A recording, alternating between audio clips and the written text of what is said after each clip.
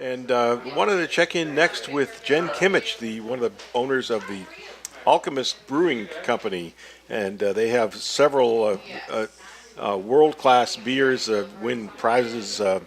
People, I'm sure, have heard of Heady Topper, and many people have tried Heady Topper, much to their enjoyment. And one of my favorites of theirs is Focal Banger. It's another product produced by the Alchemist, and they do terrific work. And it's really nice to have you here, Jen Kimmich, this morning.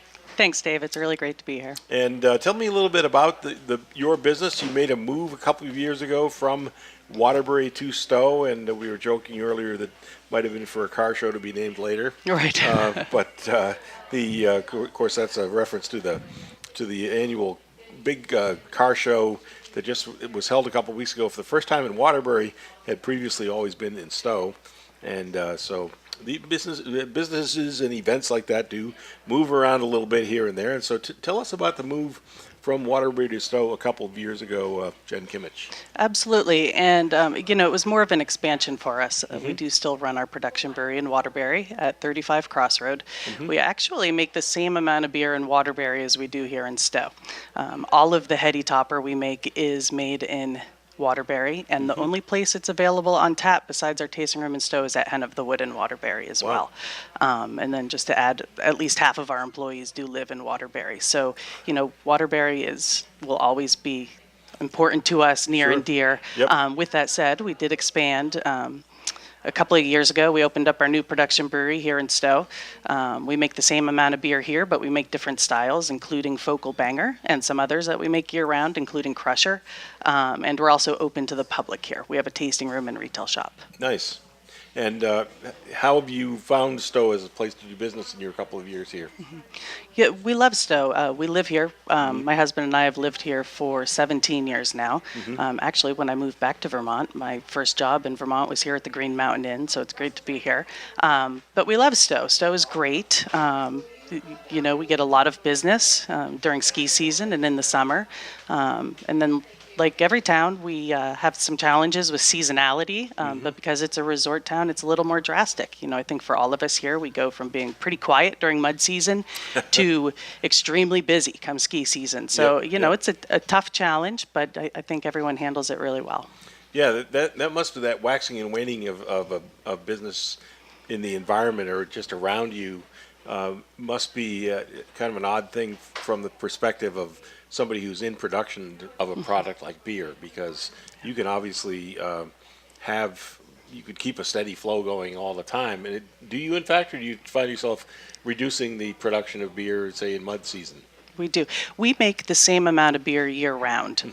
What's really unique about the beer we make, as you know, Heady Topper and Focal Banger especially, is that we sell it out every week. Yeah. Because we want to move it fresh. So we go from tight allocations, like right now in the summer, running out every week of both beers, to the off-season, where we're not selling it all locally. So it's those times a year, those weeks, where we actually do special shipments. So we have a few places where we send it. Philadelphia, New York City, Copenhagen. We do this a couple of times a year, and it just allows us to keep our beer production up, keep everyone fully employed, keep our beer fresh every week. Copenhagen, as someone of partially Danish heritage, that makes me curious. Yeah. What is it? What's the connection there? Well, we have a good friend who owns a brewery named McKellar, and he also distributes beer. His name is McKellar. He does a great job. So when we do send it, so say we send a few pallets in November, we will literally can it up on a Monday morning. It goes on a refrigerated truck on Monday afternoon or Tuesday morning. It's on an airplane from New York City that week, and it's in Copenhagen and in his bars by Friday night. Wow. So we have a really good distribution method there. We have someone we really trust, and the demographic there is great. People really love American craft beer. Yeah, and of course the Danes make some pretty good stuff themselves. I like Carlsberg, I think it is. And great beer. But it's good to know that the Americans in there, the Vermonters especially, are in there competing and getting some Heady Topper, maybe Focal Banger, and the others consumed in that beautiful city of Copenhagen. It's a great place, and so tell me about your your business. How many employees do you have now? Right now, we have 52 full-time employees. About half of them are in Stowe, and the other half are in Waterbury. We also run our own distribution company, so that employs about 6 of our employees. We have a few drivers, we have a few refrigerated trucks, a distribution manager. But between those 3 companies, the 2 brewery and distribution, and our foundation, we have 52 employees.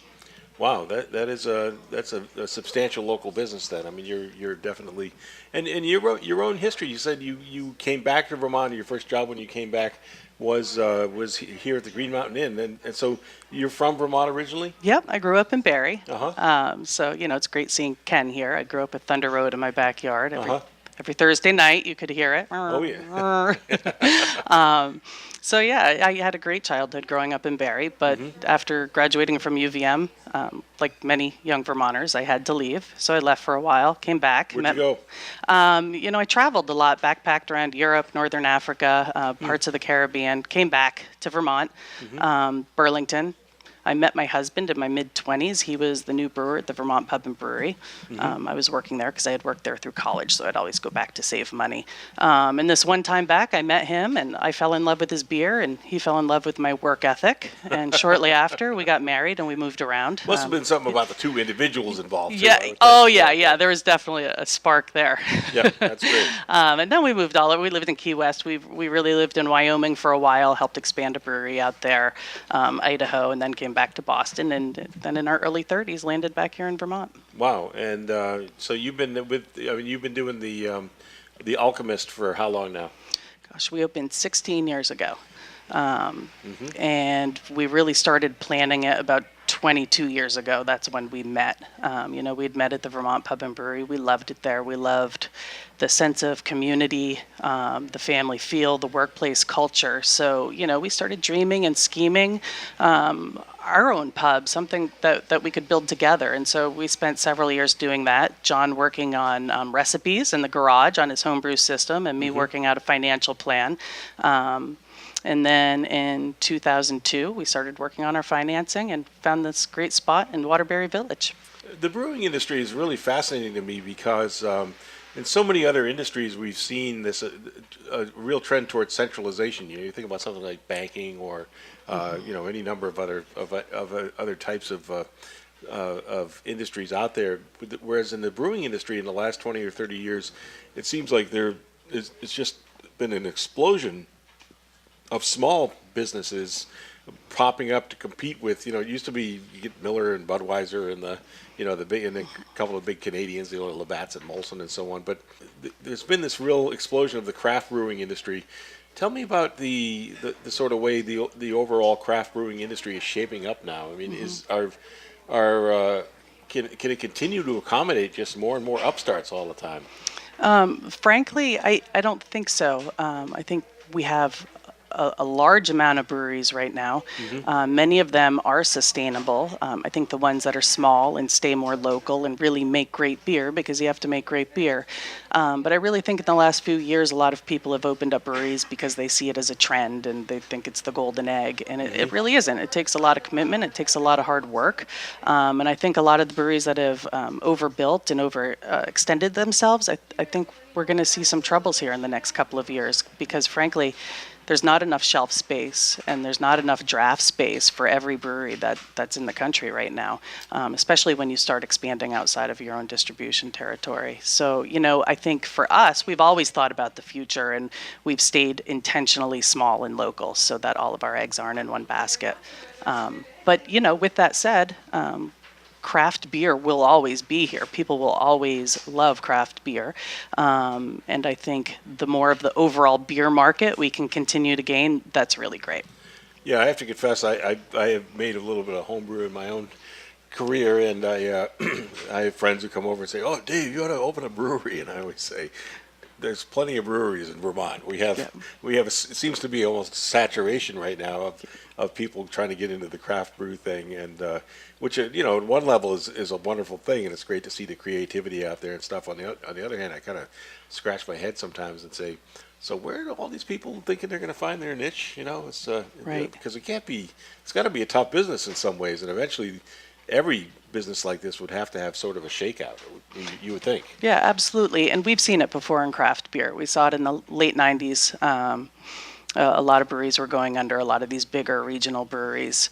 But I think we'll just have to wait and see what happens. I do believe that if you're not too big and you're not overextended and you make great beer, you're going to be fine. You're going to be fine. And I think that's especially likely for your company, the Alchemist, Jen Kimmich, because you guys make such good stuff. I mean, that helps. Yeah, and that really, I credit my husband and our entire brewing team so much. They're just their commitment to sourcing the best ingredients we can, to our procedures and processes. They're just spot on, and we're just so proud of the work they do, and they really make our job easy. That sounds like the proper formula. So. Yeah. All right. Well, Jen Kimmich, thank you so much for stopping by and sharing your story with our program this morning. It's great to see you. Really great to be here, Dave. Thank you.